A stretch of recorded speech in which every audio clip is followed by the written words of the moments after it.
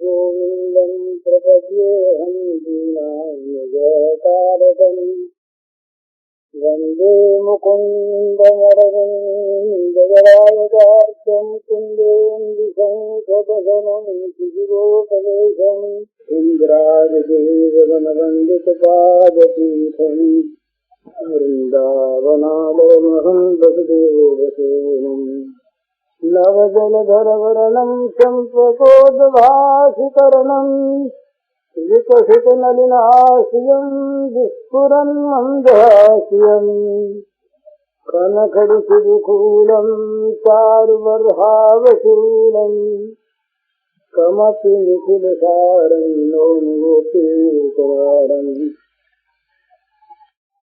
वंशीविभूषितकरान्नवनीयदाभात् पीताम्बराधरुणबिम्बफलाधरोस्तात् पूर्णेन्दुसुन्दरमुखादरविन्दनेत्रात् कृष्णात् परं किमपि तत्त्वमहं न जाने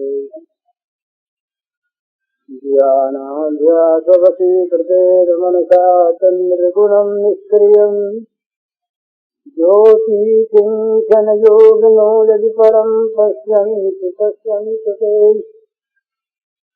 अस्माकं तु तदेव लोचनचमत्काराय भूयाचिरन् कालिन्दी पुलिनेषु यत्किमपि तन्नीलं मूढावति याममय सब जगजानी करूं प्रणाम जोर जुगपानी। समस्त चराचर जगत में प्राणी मात्र के रूप में अभिव्यक्त श्री भगवान के पावन चरण कमलों में सबके नमस्कार। अखिल विश्व ब्रह्मांड चराचर के रूप में अभिव्यक्त भगवान के नाते आप सबके श्री चरणों में मेरा सभक्ति नमस्कार।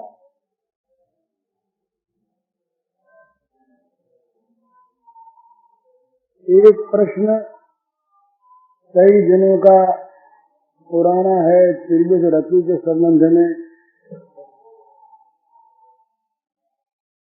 एक साधना के संबंध में छोटा सा प्रश्न है और बड़ा प्रश्न तो है दामोदर लीला के संबंध। दामोदर लीला बड़ी मधुर लीला है भागवत में। ये दशम स्कंध के नवम और दशम 2 अध्यायों में है। शायद दोनों के मिलकर 65 या 66 श्लोक हैं। बड़ी मधुर चीज है। तो पर वो कुछ लंबी चीज है, तो वो 1-2 दिन में समाप्त हो जाए ऐसी लीला है। तो उसके लिए अगर आप लोग चाहें धैर्य से सुनना तो उसको आरंभ करें, और नहीं तो जो रोज के होते हैं तो वही चलते रहें। तो पहले प्रश्नों का उत्तर दे लें, फिर अगर होगा तो वो शुरू करेंगे, नहीं तो नहीं। एक तो ये प्रश्न है, प्रश्न का उत्तर दे देता हूँ, प्रश्न बताने की जरूरत नहीं। कि मनुष्य अभिमान का पुतला सा है, और ये अभिमान मनुष्य को गिराता तो है ही, इसकी बुद्धि में अंधकार खा देता।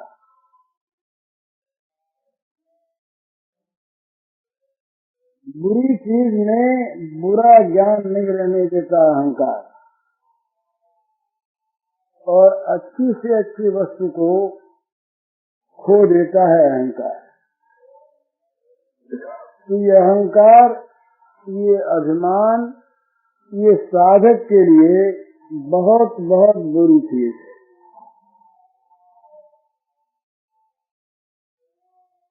अच्छी वस्तु का ग्रहण करना चाहिए।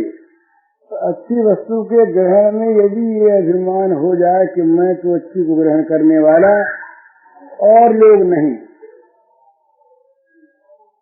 तो अपने अंदर उच्चता का एक अभिमान पैदा हो जाएगा और उन सब के प्रति एक घृणा पैदा हो जाएगा, नीचापन पैदा हो जाएगा। बुराई का त्याग ही नहीं, भलाई के ग्रहण में भी अभिमान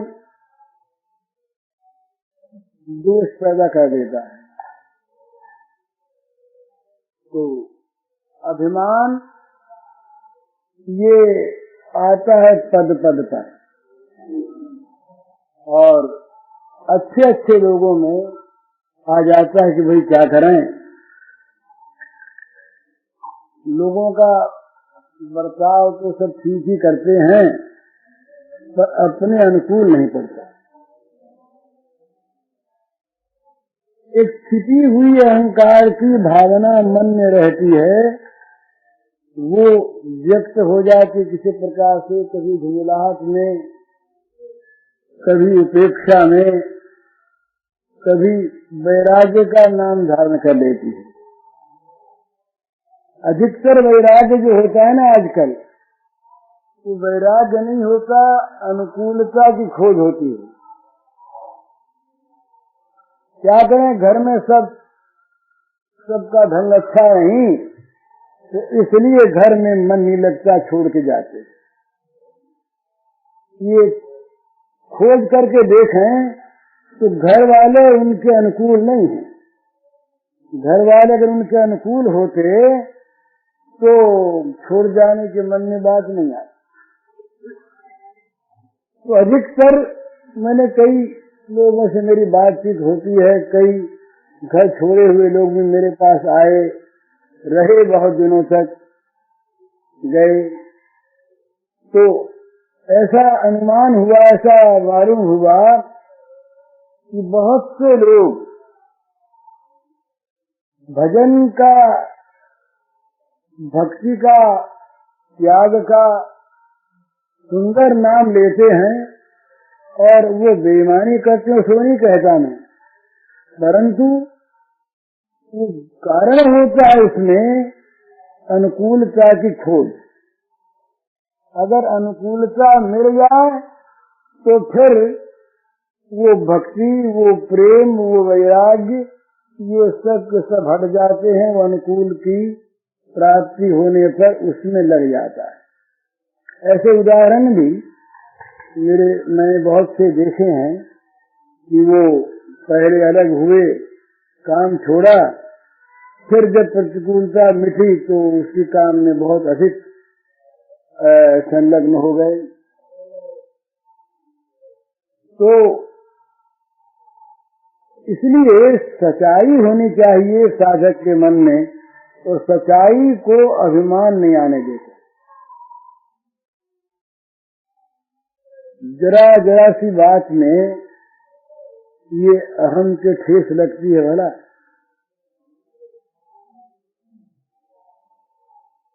और वो बहुत सा कल्पना प्रसूत होता है, बहुत सा कल्पना प्रसूत होता है। कोई आदमी सामने आकर के बैठ गया और हंसा नहीं, वो न मालूम बेचारा किस मूड में आया था, गंभीरता से बैठा रहा, तो मन में बात आ जाएगी कि मेरे सामने मुंह फुला के बैठा है, चाहे उसके मन में न हो। अपने में एक उच्चता का भाव, ये बहुत बहुत अच्छे लोगों में भी आ जाता है, और वो जब आता है तब कहीं कहीं उनके द्वारा भी बर्ताव में दोष हो जाता है। ये अपने जीवन की बहुत सी बातें ऐसी मुझे याद है जो मुझ में घटी हैं, मेरी कमजोरियां मैं जानता हूँ। तो साधक के लिए और अपना भला चाहने वाले प्रत्येक व्यक्ति के लिए अभिमान का त्याग बहुत आवश्यक है। ये आजकल एक आत्माभिमान, स्वाभिमान एक शब्द चला है। हम स्वाभिमान की रक्षा करेंगे। स्वाभिमान, स्व का अभिमान, पर उसमें होता क्या है? ये स्वाभिमान की रक्षा करने में पर तिरस्कार होता है। जहाँ दूसरों का तिरस्कार है और अपने मान की रक्षा है, वहाँ वो अपराध है और वो साधन का एक बड़ा भारी विघ्न है। मैं नाम जप करता हूँ, बड़ा अच्छा, और लोग सब नहीं करते, सब ऐसे ही लोग हैं। मैं तो भगवान की कृपा से कर लिया करता हूँ। भगवान की कृपा कहने की है, वो अभिमान बोलता है कि मैं करता हूँ। वो मैंने पहले भी एक बार कहा था, एक महात्मा की कहानी, ये घटना है। एक महात्मा रहे और वो जंगल में रहते थे, वृद्ध महात्मा थे, बड़े तपस्वी त्यागी थे। तो ये ऋषिकेश पहले वाला अब नहीं रहा भला, पहले का ऋषिकेश भी मैंने देखा है और आज का भी। ये विरक्त महात्मा रहते यहाँ पर, जिनके दर्शनों से मनुष्य में एक दिव्य भाव का उदय होता। ऐसे महात्मा इन झाड़ियों में बहुत रहते थे। अब तो यहाँ पर एंटीबायोटिक कारखाना बन रहा है, जहाँ करोड़ों रुपए की दवा बनेगी और दवा में न मालूम क्या क्या बनेगा। अब वो उस प्रकार के महात्माओं का बनना बंद हो गया, महाराज, क्वालिटी बंद हो गई। बड़ी बुरी बात है।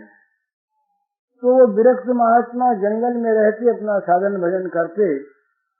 तो एक नवीन एक राजा थे, राजा को वैराग्य हो गया।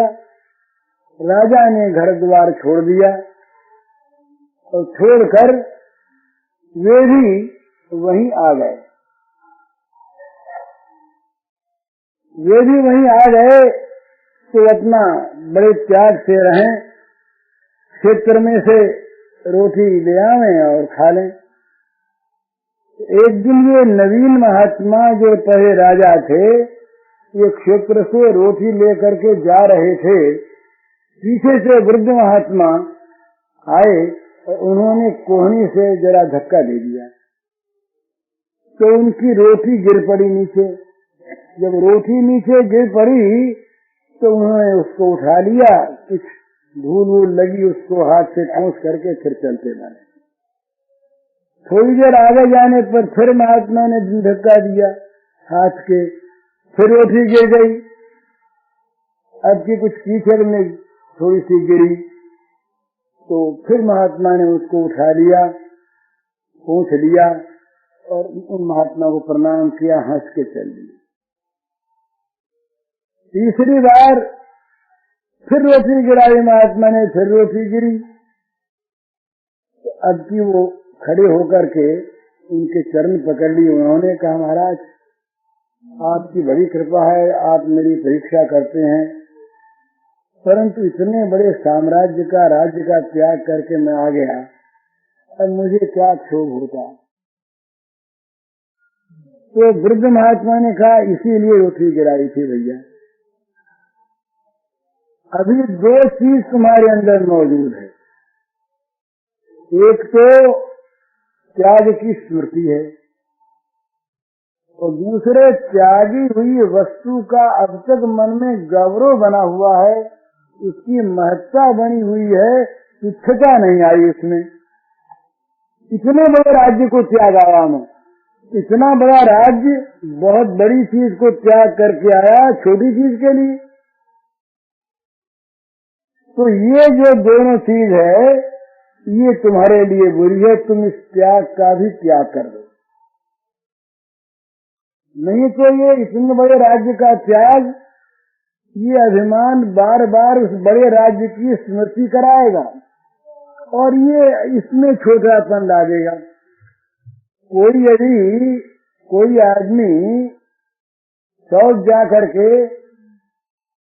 मतलब त्याग करके कहता है क्या कि मैंने बहुत बड़ा त्याग कर दिया है? कोई भी कहता है तो बताइए। विषयान विषवत जय, ये मलवत है, विषवत है, रमनवत है, तो इसका त्याग करके त्याग का क्या गौरव है? तो पिंड छूटा, आफत मिठी, जहर से अलग हुए। ये तो भगवान ने बड़ी कृपा की, इसमें बचे, रक्षा हुई। त्याग क्या किया? एक महात्मा, ये सिकंदर के जमाने की बात, एक महात्मा कहीं जा रहे थे तो रास्ते में राजा मिले उनसे। राजा ने देखा कि इन महात्मा के पास तो कोई सामान वामान है नहीं, एक लंगोटी टोपी लगाए हुए जाड़े के जन हैं, तो कहा महाराज एक कंबल ले लो। तो उन्होंने कहा कि भाई मेरा अभ्यास हो गया है, काम चलता है, मैं क्या करूं लेकर के। तो बोले महाराज आप तो बड़े भारी त्यागी हैं। तो महात्मा बोले भैया त्यागी तो तुम हो, हम त्यागी नहीं। तुम्हारे त्याग के सामने हमारा त्याग तुच्छ है। बोले महाराज ये कैसे, आपके पास कोई सामान नहीं, मैं तो राजा। ये तो ठीक है, हमने जो ये त्याग किया है, ये किया है सर्वेश्वरीय संपन्न भगवान को पाने के लिए, मुक्ति के लिए। तो हमने तो बड़ी चीज को पाने के लिए छोटी चीजों को छोड़ा है, और तुमने भगवान को छोड़ दिया, मोक्ष को छोड़ दिया इन भोगों के लिए। तो त्यागी तुम हो कि हम हैं? बताओ, तुमने बड़ा त्याग किया कि हमने बड़ा त्याग किया? तो ये त्यागाभिमान होता है, भजनाभिमान होता है, साधनाभिमान होता है, भक्त्याभिमान होता है, ज्ञानाभिमान होता है। तो जहाँ जहाँ अभिमान है वहाँ वहाँ पर पतन है। बहुत जब वो मन में अभिमान जागृत होता है ना, तो वो किसी विषय में भी, बोले वो पंक्ति बैठी और पंक्ति में सब लोग बैठ गए। एक उसमें बड़े अच्छे संभ्रांत पुरुष थे, उनको किसी ने पूछा नहीं, जानते नहीं थे, तो वो भी बैठ गए। अब उनके मन में बड़ा दुख हो गया, क्या बतावें, हमको किसी ने पूछा नहीं, हमको ऊपर बैठाया नहीं। अब वो नहीं बैठाने वाले बेचारे सब निरपराध हैं, उन्हें पता नहीं है कि ये अमुक ऊंचे दर्जे के लोग हैं, इनको ऊंचे बैठाना चाहिए। पर वो चूंकि अपने अंदर ऊंचेपन का अभिमान है, ऊंचेपन का अभिमान, अब वो भोजन करने में मन नहीं लगता, उनका मन में क्षोभ हो गया है। किसी प्रकार से अपनी उच्चता प्रकट हो, वो क्षमा मांगे, ऊपर बैठावे, इस तरह की भावनाएं पैदा हो गई। तो ये अभिमान, तो अभिमान साधक में न रहे, ये बड़ी अच्छी बात है। साधक को तो चाहिए अपने अंदर सर्वथा और सर्वदा दैन्य की भावना, दीन भाव होना चाहिए।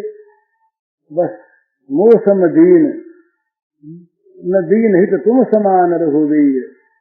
हमेशा ये माने कि मैं परम दीन और भगवान परम दयाल। तू दयालु दीन हूँ, तू दानी हूँ भिखारी हूँ, प्रसिद्ध पाठकी तू पाप पुंजहाई। तो अभिमान का त्याग जिन सज्जन ने प्रश्न किया था, वो अपना समझ लें, उनके द्वारा जो दोष घटा है वो दोष कोई दोष नहीं है। ऐसे दोष प्रत्येक अभिमानी पुरुष के द्वारा घटा करते हैं, मेरे से तो ऐसे बहुत घटे हैं। तो इसलिए पर वो दोष तो दोष ही है।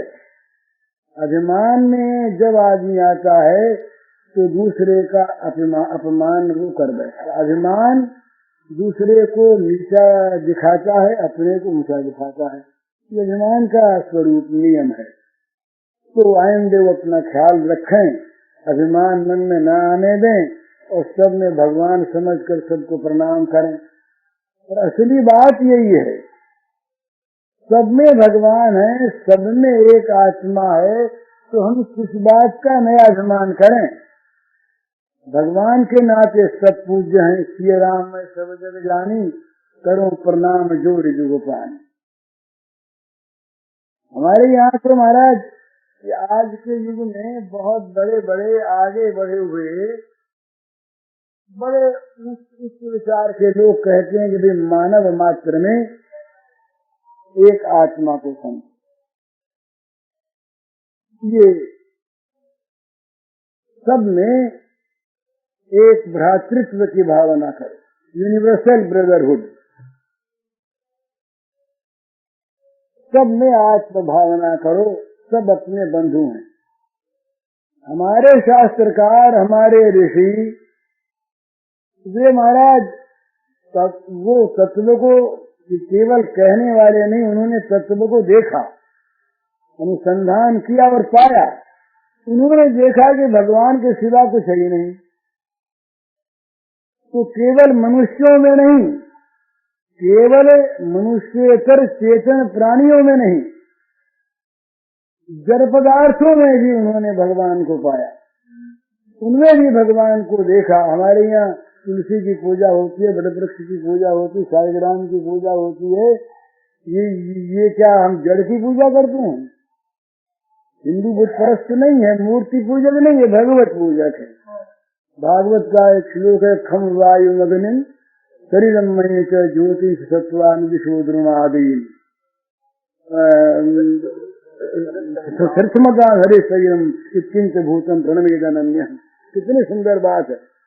केवल चेतन प्राणी नहीं, खम आकाश, वायु, अग्नि, जल, ये पेड़ पत्ते पौधे, आकाश में ये सरित समुद्र, लता पत्ता पौधा, ये सब के सब भगवान के शरीर हैं। और हम अनन्य भाव से उनको नमस्कार करते हैं। कितना सुंदर भाव। इस प्रकार जब सब में भगवत बुद्धि हो तो अभिमान गड़ जाएगा, रहेगा नहीं। पर कहीं भगवान को भूल, उपदेश तो हम करते हैं, कहते हैं सब में भगवान देखो, पर जब अपने देखने की बात होती है तो अपने में उच्चता देखते हैं और दूसरे में चाहे हम कहें नहीं, हमारी आंख में, हमारी मूक भाषा में, हमारे व्यवहार में, बर्ताव में ऐसी चीज मैं अपनी कहता हूँ महाराज, आप लोगों के नहीं, मेरे तो आ जाता है। तो ये बड़ा भारी दोष है। इस दोष से साधक को बचना चाहिए। ये तो पहले प्रश्न का उत्तर है। दूसरे प्रश्न का उत्तर बहुत संक्षेप में दे देना है। साधारणी, समंजसा और समर्था, 3 प्रकार की रतियों का उल्लेख किया है श्री रूप जीव गोस्वामी ने। तो उसमें साधारणी में तो मतभेद है। साधारणी रति, समंजसा रति और समर्था रति। साधारण की रति जो है उसमें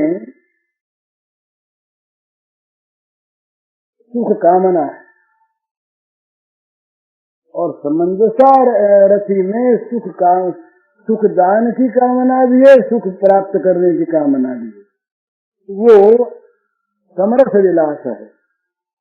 और समर्था रति में केवल सुख देना ही देना है। तो ऐसा उदाहरण देते हैं, उन्होंने तो जीव गोस्वामी ने तो लिखा है कि कुब्जा साधारणी रति में है, द्वारिका की पटरानियां ये समंजसा रति में है, और श्री गोपांगनाएं समर्था रति की उदाहरण है। पर एक महात्मा ने लिखा कि ये कुब्जा तो साधारण में भी नहीं आती, उसे भागवत में दुर्भगा कहा है, दुर्भगा कहा है। ये भगवान का बहुत बड़ा उदार भाव है, औदार्य उनका स्वरूप है। कि वे जिसको जो चाहते हैं वो दे देते हैं। भगवान उदारता से उसके घर गए तो उसकी तो केवल और केवल वासना थी। तो इसलिए जहाँ वासना है वहाँ रति है ही नहीं। रति वहाँ जहाँ अपने सुख की वासना है वहाँ रति नहीं। तो वो फिर ये भेद करते हैं कि द्वारिका में श्री कृष्ण को सुख देने की वासना है, उनसे सुख पाने की वासना है, और संतानों के लालन पालन की भी अपेक्षा है। ये त्रिविध वहाँ पर भाव है। इसलिए द्वारिका की महिषियों की साधारण रति, समंजसा रति में संतान के लालन पालन की भावना नहीं रहती। वहाँ केवल सुख दान करना और सुख प्राप्त करना ये रहता है। केवल अपनी वासना नहीं रहती। केवल अपनी वासना न द्वारका की पटरानियों में है न मथुरा में है, और ये व्रज में वृंदावन में तो केवल और केवल श्री कृष्ण को देने की भावना है, लेने की है ही नहीं। और जहाँ लेने की भावना नहीं है, केवल देना ही देना है, वहाँ जो रति है उसका नाम है समर्था रति। ये रति विप्रलम्ब और संभोग दोनों में रहती है। संयोग और वियोग दोनों में रति रहती है। संयोग में भगवान का बाह्य मिलन है और अंतर में उसकी भावना है, और वियोग में विप्रलम्ब में अंदर का विहार है, अंदर का अबाध मिलन है और बाहर की भावना। दोनों में ही रति जरूर है, क्योंकि दोनों में ही भगवान को सुख पहुंचाने की आत्यंतिक एकमात्र अनन्य लालसा है। ये भगवद रति का स्वरूप है। यूं तो रति शब्द के अनेक अर्थ होते हैं। रति शब्द का गंदा अर्थ भी होता है, तो घबराना नहीं चाहिए।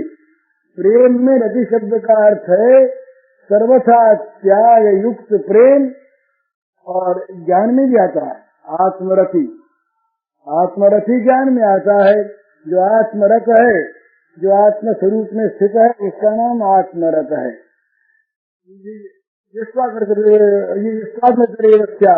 आत्मकृष्ण मानव आत्म संतोष कार्य न विद्यते। जो आत्मरत है उसके लिए कोई भी कार्य अवशेष नहीं है। ये दूसरा जो था, जो मैंने पहले कहा, 4-5 दिन से लोगों की तरफ से ये दामोदर लीला भागवत की शायद पहले कभी सुनाई थी। एक बड़े अच्छे टीकाकार हैं, वो नाम भूल रहा, उनका देहावसान हो गया, गोस्वामी थे बंगाली। उनकी बड़ी मधुर टीका राधा विनोद, उनका देहावसान। तो उनकी दशम में रास पंचाध्यायी के दूसरे अध्याय तक, 30वें अध्याय तक की टीका उन्होंने की। 11-12 की भी पहले कर दी, फिर देहावसान हो गया। बाकी रास पंचाध्यायी को पूर्ण किया उनके सुपुत्र ने, वो भी बड़ी सुंदर टीका है। तो वो जो टीका है, उस टीका को पूरा सुनाने में तो बहुत समय लगा, लेकिन उसका सारांश भी सुनाया जाए तो वो दामोदर लीला के 65 या 66 श्लोक 2-4 दिन लेंगे, या ज्यादा लेंगे। तो अगर आप लोग सुनना चाहें तो उसको शुरू करें, और नहीं तो उसको छोड़कर जो कुछ अपना चलता है ये चलता है, साधारण चीज है। तो दामोदर लीला में महाराज बड़ी विचित्र बात है। वहाँ कामना है, उनके चौंकिएगा नहीं, क्रोध है, लोभ है, भय है, पलायन है और बंधन है। ये सब श्री कृष्ण में, समझे? ये सब श्री कृष्ण। और माता ने ऐसे ही शब्दों में चोर कहा, ऐसे ऐसे शब्द कहे माता ने कि पूछिए नहीं। वो वहाँ भागवत के शब्द हैं, भागवत के शब्द हैं में चलेगा। स्मरण मात्र से जिनके सूक्ष्म कामना का भी पूर्ण काम वे स्तन्य काम हो दौड़ पड़े लेख शुभानंद। स्मरण मात्र से जिनके होता सूक्ष्म कामना का भी पूर्ण काम वे स्तन्य काम हो दौड़ पड़े ले सुधानंद सुधानंद। नित्य तृप्त जो रहते जिनके ध्याता भी हो जाते तृप्त वे हरि मात्र सन्निहित समझ रहे अपने को नित्य अतृप्त। शुद्ध सत्व जो परम पुरुष है जिनमें नहीं त्रिगुण संश्लेष क्रोध वर्ण कर होठ काटते वे दिखता न क्षमा का लेश। जिनकी शुभ स्मृति ही हर लेती जन के क्रोध आदि सब दोष प्रकट कर रहे वे को काम प्रतिहत दधिमा भाजन पर रोष। पूर्ण ऐश्वरी युक्त जो नित स्वराज्य स्त्री के परमाधार वही भोग बस चोरी करते घुस कर माखन के भंडार। जिनके भय से यम कुबेर सब करते नियमित सारे काम यस्ति क्षुद्र को देख यही क्षुद्र वे देख जनन कर बन जाते भय रूप ललाम। चौर्य विशंकित नेत्र, ये भागवत का शब्द है। चौर्य विशंकित नेत्र देखते बारंबार द्वार की ओर आन जाए मैया मारेगी मुझे समझे अपराधी चोर। भय दिव्वल, ये भागवत का शब्द है। भय दिव्वल हो भाग चले हरि सहज तीव्र गति में कर वृद्धि पकड़ लिया जा कर मैया ने असफल हुई ईश्वरीय सिद्धि। पकड़ हाथ मैया ने खड़ी दिखा अति डांटा का अशांत, अशांत भागवत का शब्द है। पकड़ हाथ मैया ने खड़ी दिखा अति डांटा का अशांत वानर सखा अदांतात्मन, ये भागवत के शब्द हैं। वानर सखा अदांतात्मन तू हुआ धृष्ट अति ही दुर्दांत। आज मिटा दूंगी मैं तेरा सब चतुराई का अभिमान। आज मिटा दूंगी मैं तेरा सब चतुराई का अभिमान। रोने लगे आंख मल मल कर एक हाथ से श्री भगवान। एक हाथ से मल, एक हाथ मैया ने पकड़ रखा। जिनकी माया रज्जु कठिन से बंधे अखिल अगणित संसार देव जनुज मुनि मनुज चराचर है सब पर बंधन विस्तार। पर जिनकी शरणागति से ही कट जाते तुरंत बंधन बरबस वही बधे उखल कमनीय कर रहे मधुक्रंदन। सच्चिदानंद सनातन नित्य युक्त जो परम स्वतंत्र कर बंधन स्वीकार उदर में हुए यशोदा के परतंत्र। जिनके अतुल ऐश्वर्य सिंधु के बिंदु बिंदु में विश्व अपार डूबे रहते नित्य लांघ कर उसे कौन जा सकता पार। कभी नहीं हो सकता जिन असीम की सीमा का निर्देश नित्य अनंत पूर्ण सिद्ध घन का नहीं प्राप्त हो सकता शेष। काम क्रोध लोभ भय चंदन बंधन को वे कर स्वीकार बीज बना देते इनको करनी स्वरूप में अंगीकार। नहीं कल्पना नहीं भावना माया नाट्य न दम्भ अनित्य है रसमय काशिक पावन प्रेम रस सुधा स्वादन सत्य। शुद्ध प्रेम पर बसहर में नित्य रहते साथ विरोधी धर्म इसीलिए होते उनके सब विस्मय भरे विलक्षण कर्म। ज्ञानी मुक्त सिद्ध योगी कोई भी था नहीं पाते श्याम रूप संदोम हो गधि में ये सहज डूब जाते। मधुर दिव्य इस भगवत रस का वही परम रस ले पाते केवल प्रेम पूर्ण सर्वार्पण कर जो उनके हो जाते। इसीलिए सर्वार्पित जीवन महाभाग वे गोपी ग्वाल, जिब्र सुधा स्वागत करके रहते हैं दुर्लभ सब काल। नहीं छोड़ कर जाते ब्रज को कभी रसिक वर वे जलाल, निज जन सबको सुख देते वे करते रहते नित्य निहाल। उन प्रेमी जन के पवित्र पदरज कण को है अमित प्रणाम, जिनके प्रेमाधीन हुए हरि करते लीला मधुर ललाम। तो इस दामोदर लीला में भगवान की प्रेमाधीनता का वर्णन है।